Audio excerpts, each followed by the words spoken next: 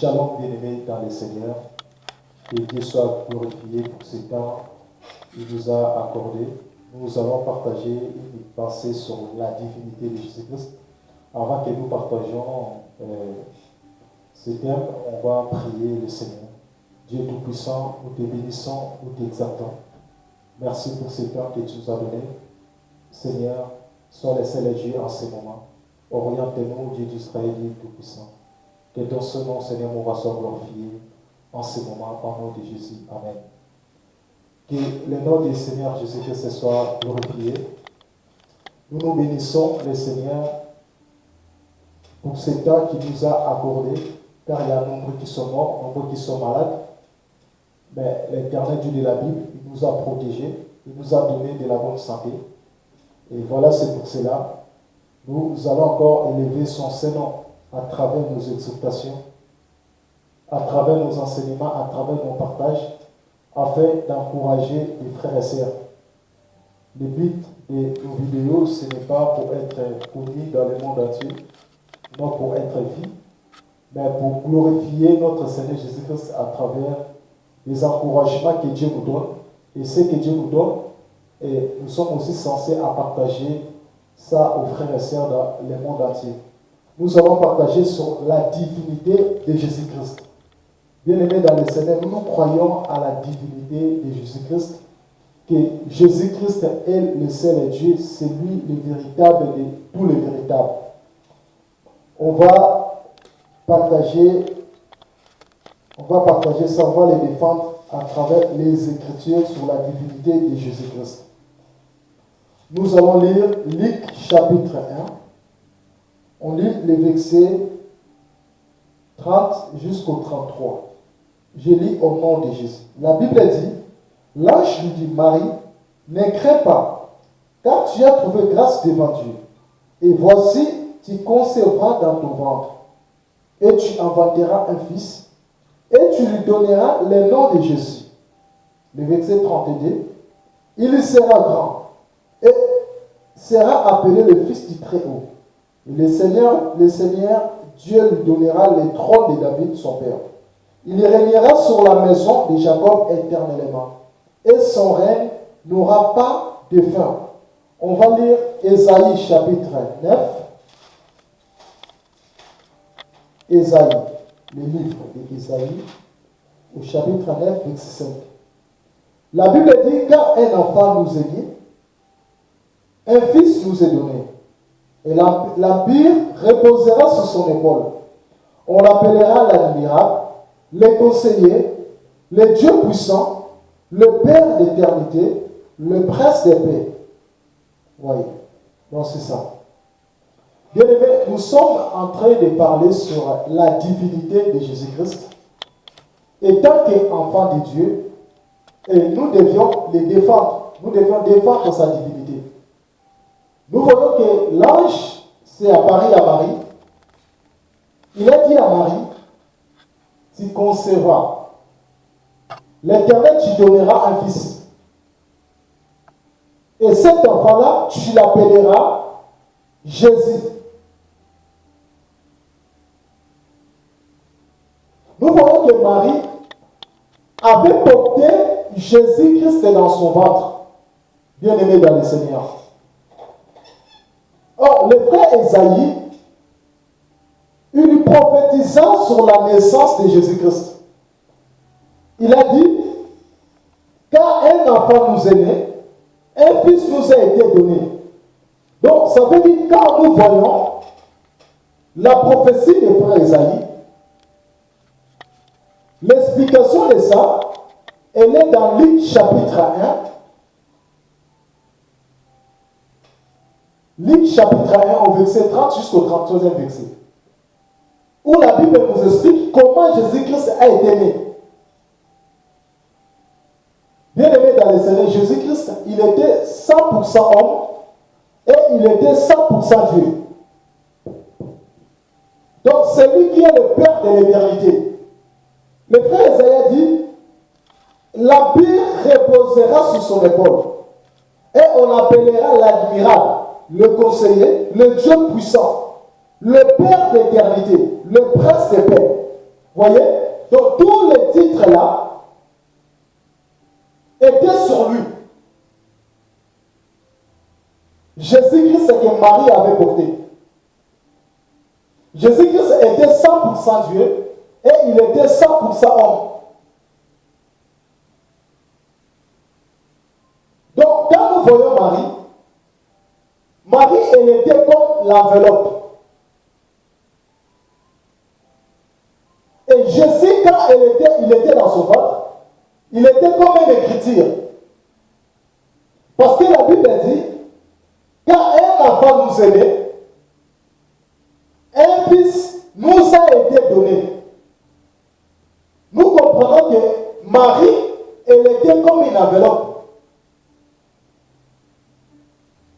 Lorsqu'on nous envoie des courriers,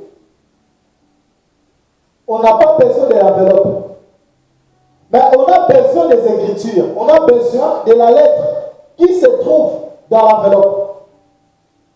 Et nous comprenons que le Seigneur Jésus-Christ, il a été la parole devenue chair. Il a été la parole faite chair. Et cette parole est devenue chair.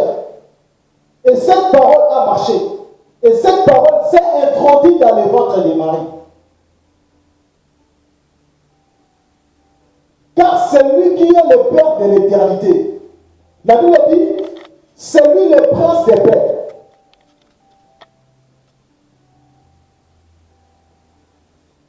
Donc c'est lui qui gouverne le monde entier. Donc il était 100% Dieu et 100% homme. Donc c'est le même Dieu qui marchait, étant que homme, et il était aussi dans le ciel. Vous voyez?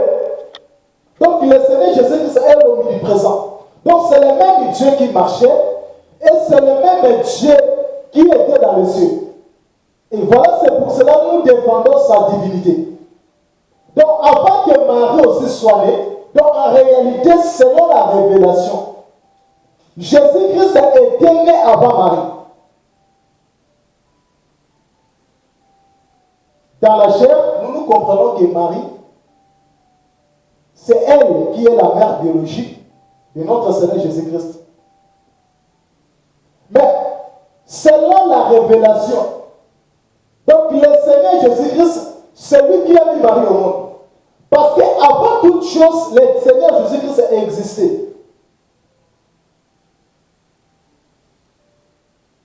Donc c'est lui le Père de l'éternité, c'est ce que le frère Isaïe dit. Donc nous ne pouvons pas adorer Marie. Mais nous devons adorer celui qui se trouvait dans le ventre de Marie. Parce que Marie, elle était comme une enveloppe. Mais on n'avait pas besoin de cette enveloppe-là.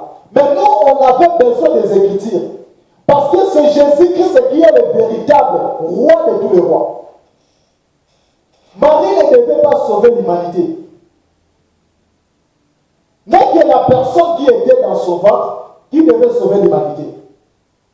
Et voilà, c'est pour cela, selon les Écritures, nous disons, si les parents biologiques de Jésus-Christ dans la chair, ils n'avaient pas accepté Jésus-Christ comme Seigneur et Sauveur de leur vie, ils n'allaient pas être au ciel, ils n'allaient pas être au paradis. Parce que le nom qui est incontestable, personne ne peut incontester son nom. Nous devons l'accepter étant que Dieu. Le Seigneur Jésus-Christ a porté le corps parce que le premier Adam, nous tous nous connaissons, il avait péché. C'est pour cela, Dieu, l'état qu'il est amour, il a porté son corps, il a porté le corps adamique, afin de nous sauver, le frère Paul a dit le second Adam.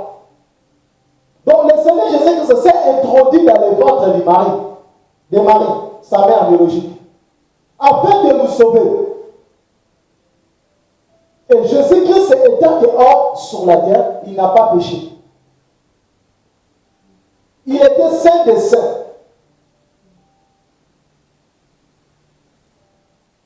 Donc c'est lui qui est le Père de l'éternité. Le frère a dit, on l'appellera l'admirable. Donc le véritable admirable de tous les admirables, c'est le Seigneur Jésus-Christ. On l'appellera les conseillers, le Dieu puissant. C'est lui qui est le véritable conseiller. Avant que nous voyions le conseil de ce monde, le Seigneur Jésus-Christ est le premier conseiller du monde. C'est lui le Dieu tout-puissant. Et voilà, c'est pour cela que nous devons croire à sa divinité.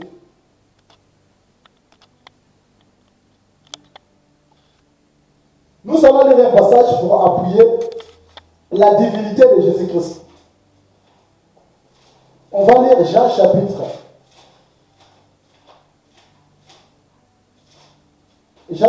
14, au verset 8. Jean 14, au verset 8 jusqu'au 9e verset.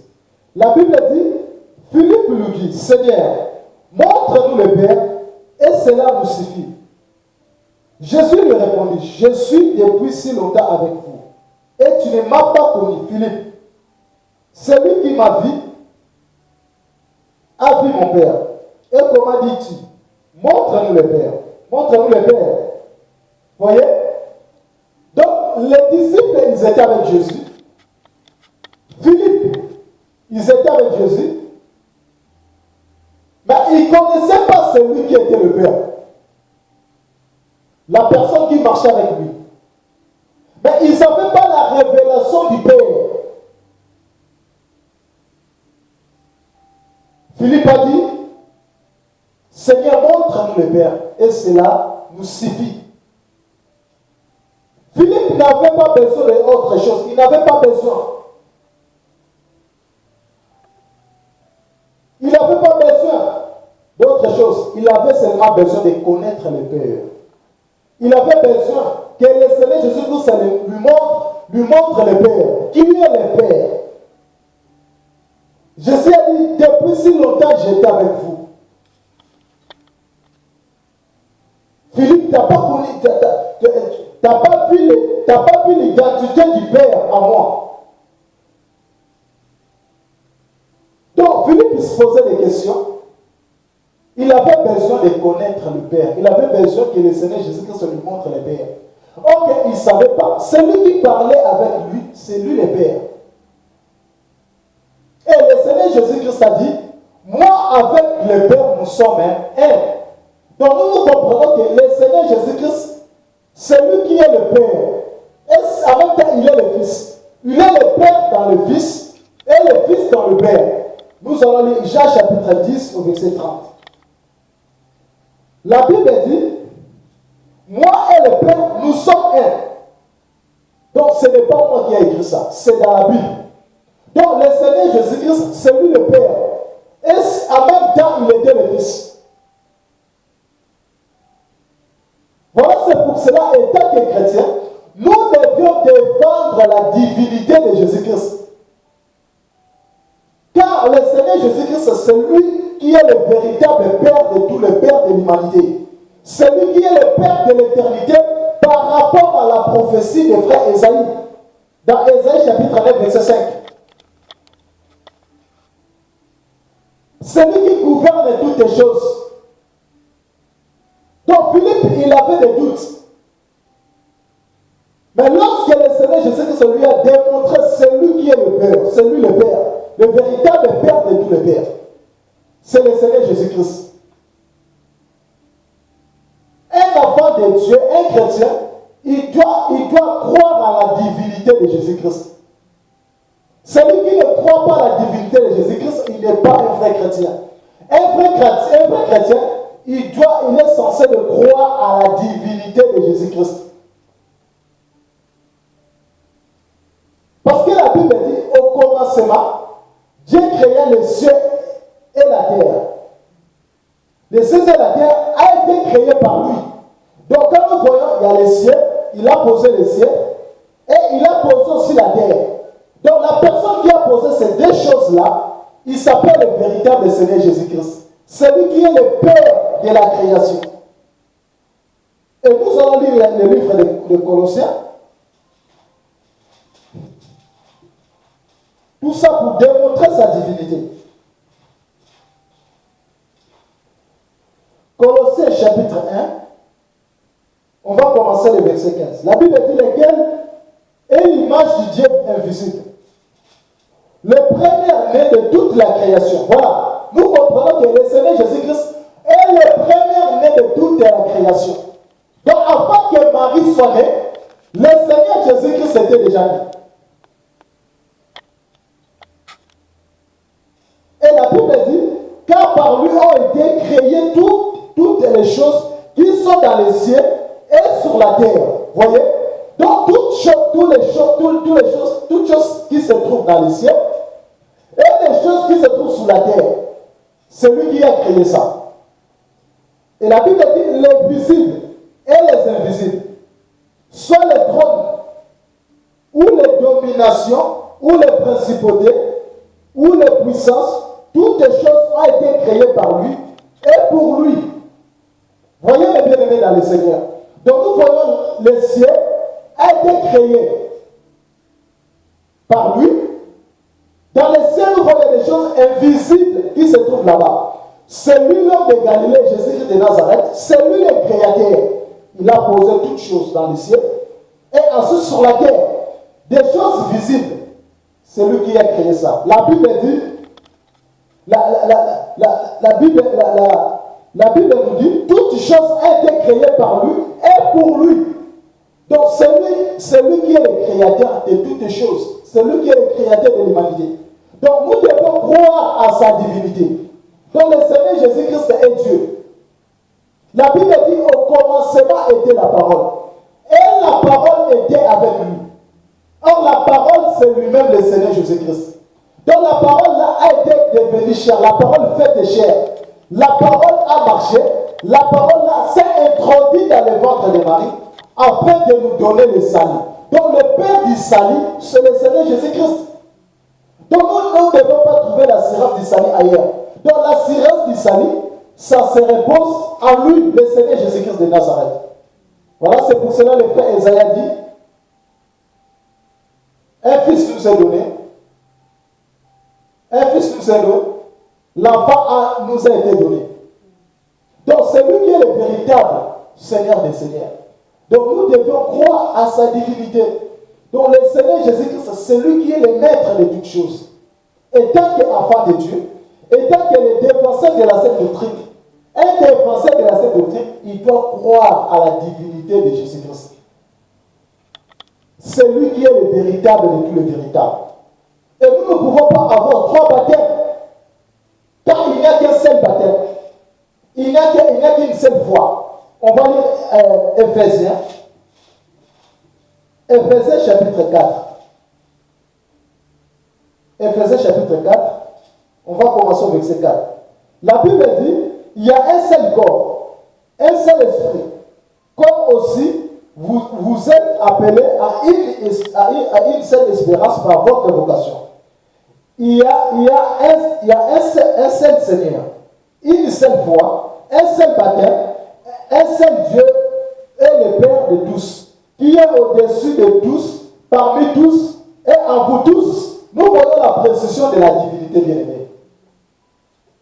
Il y a une seule foi, il y a un seul esprit, on n'a pas trois esprits, il n'y a qu'un seul esprit. On a un seul Seigneur, on n'a pas trois Seigneurs bien-aimés dans le Seigneur. On n'a qu'un seul Seigneur qui s'appelle le Seigneur Jésus-Christ. On a une seule foi qui est basée en Jésus-Christ. On a un seul baptême qui est basé en Jésus-Christ. On a un seul Dieu et Père de tous. C'est lui le Seigneur Jésus-Christ qui est le seul Dieu et le Père de tous. Bien-aimé dans le Seigneur Jésus-Christ est Dieu. C'est lui qui est le Père de l'éternité. Celui qui est le Père de toutes choses. Nous devons croire à sa divinité. Et nous devons défendre la divinité de Jésus-Christ. N'est que lui qui peut nous sauver. C'est le Seigneur Jésus-Christ bien-aimé dans le Seigneur. La divinité de Jésus-Christ est très importante dans nos vies chrétiennes. Nous devions le croire, car c'est lui qui est le seul Dieu. Il était là avant le commencement. C'est lui l'alpha et l'oméga. Il est le commencement et la fin. C'est lui qui est le maître de toutes choses. Il gouverne le monde par la paume de sa main. C'est lui qui gouverne toutes choses. C'est lui qui est le Père de la divinité. C'est lui le véritable de tout le véritable. Un chrétien doit défendre la divinité de Jésus-Christ. C'est lui qui est le Père de toutes choses. C'est lui qui a créé des choses invisibles. Et il a créé des choses visibles. Il s'appelle Jésus-Christ de Nazareth. Voilà, c'est pour cela aujourd'hui, Dieu nous a poussés afin de défendre son nom, afin de défendre sa divinité. Vraiment, que le Seigneur Jésus-Christ vous bénisse. Que son nom soit glorifié.